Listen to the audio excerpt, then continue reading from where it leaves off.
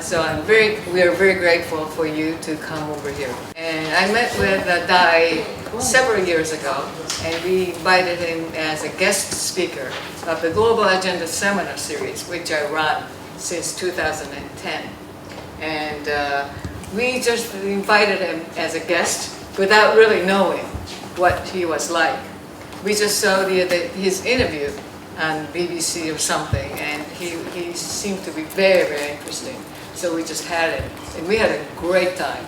And I think quite a few of our Global Agenda Seminar participants got to know him. And he was very interested in the business side of things. So we had quite a few things that we could share. Yeah, Dai Fujikura.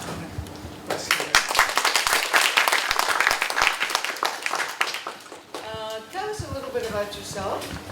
Yeah, Just briefly, yeah. Hi, I was born in Japan, in Osaka, 1977. And when I was 15 years old, I moved to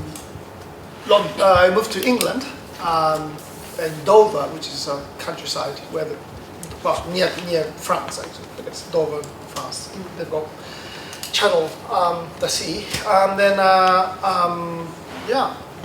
How can I say? So 15, I went there alone, and then I was composing since when I was like 8 years old, while I was in Japan, and then I'm still composing. Right. I think one of the reasons, as I understand, that you wanted to go abroad was because you didn't want to play the piano as the scores or as the instructor told you to do. So that's partially. I mean, it's funny because.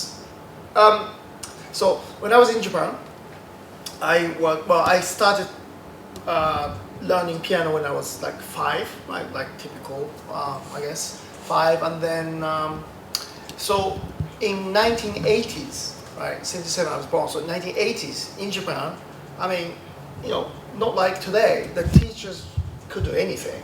It's hardcore, and I had a very good piano teacher, super strict, Japanese style, I wouldn't say longer, it's not fair. But she was very strict, which she should be.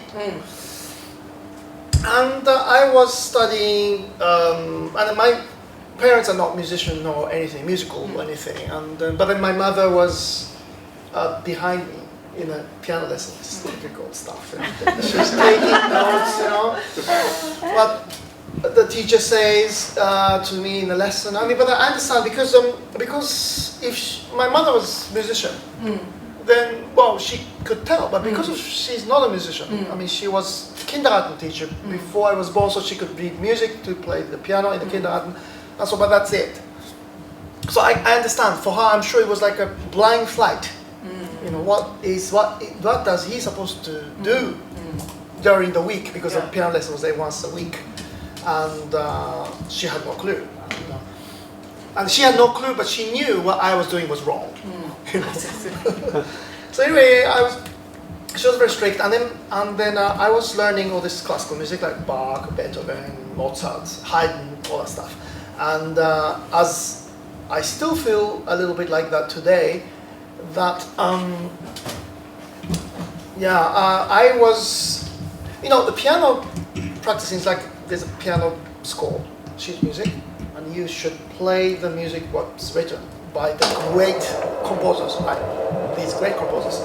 But when I was little, like 7, 8 year old, let's say, I didn't like most of them.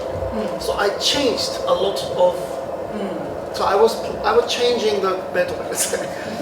But I just didn't want to play that bit, so I skipped that bit, or I changed that bit, or Haydn. I still don't understand that guy's music. I mean, I have no idea.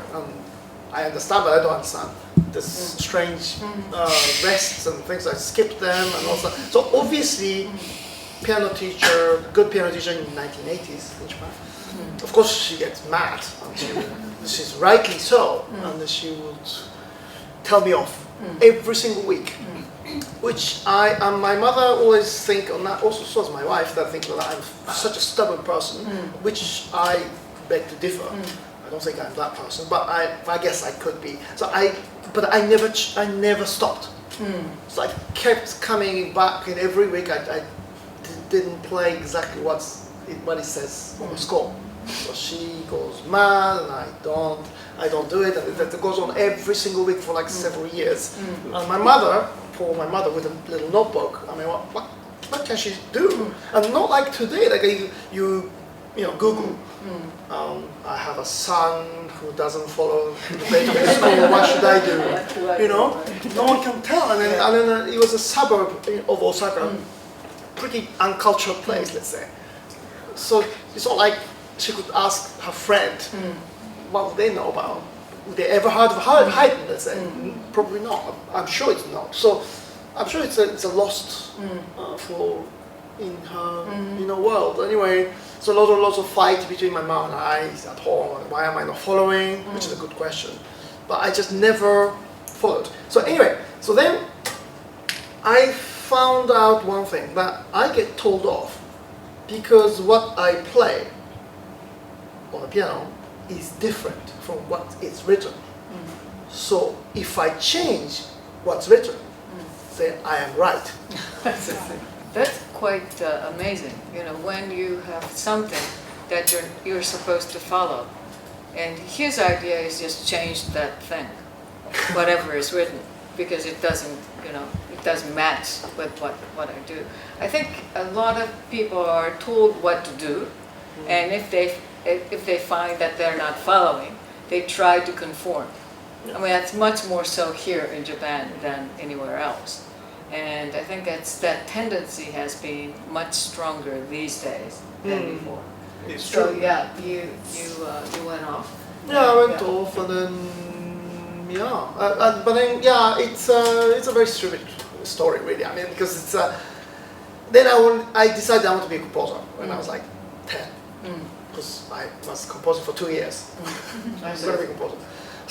So I think my mother started reading the biography for kids, and then those time in Japan, so famous ones, as I said, like Beethoven, Mozart, Bach, and Schubert, Schumann, all those things. And then I realized they're all Germans, or German-speaking people, which is not surprising if you think about the history, but it's Germans. Well, I didn't know when I was little. So that's easy. I should go to Germany. I want to be a composer. I should be Germany. It's easy. It's easy. So I'm going to Germany. Say, yeah, okay. And my parents said, yeah, okay. I mean, it's. By the way, I mean, all of my education in here is public school. Public meaning like normal. I mean, nothing private. So then, then when I was like in junior high school, my parents said, yes, but you could go to Germany, but you don't speak neither English nor German or any other language other than Japanese. But maybe English is more familiar to us as Japanese people. That's true, right? So why don't you go to England to learn English first, and then you go wherever the place you want to go for university. So that's why I did. And by the way, I'm writing this. I'm writing a column for Gentosha, and the monthly magazine. It's about this kind of thing. So it's in Japanese, but yeah. Anyway, it's those stories written in more details. Anyway, so I went to in a summer holiday during the second year of junior high in Japan. I went to England, and actually third year, so last year, and everybody's doing exam for the high school. Maybe you remember. I was pretend to do so, but I went to England during summer holiday on my own, and then I tried several high school, and I presented my composition, my playing, and then because I could only go to private high school in England because my parents are not living in England, not paying tax in UK, which is very fair. So as a UK resident, I will tell you. And so I could only go to private school, but the private school in England, they're business. They're for business, of course. So both of two high schools I went, I spoke to them, I played and everything. Both of them offered me a scholarship, and then I took the better percentage one. And then I moved to England. Anyway, I went to England, so without any words in English. But the first month I had to play in a concert because I'm like their product, you know. We really like a headmaster was telling me, but you know why we're paying you? It's like, look, you're gonna work for us because it's a private school. Private school, they have this kind of every now and then they have dinner, whatever it is, and all this looks like quite some adults with quite older, elderly people, I guess, with badges and things. There's some major people, I don't know, those people.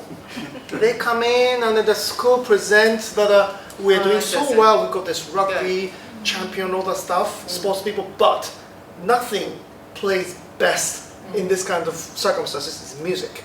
Because I mean, he did amazing stuff. I'm sorry, I don't know about sports. This football, rugby and stuff, that's it. It's not like a PowerPoint or anything like that at the time. So just a talk. Right.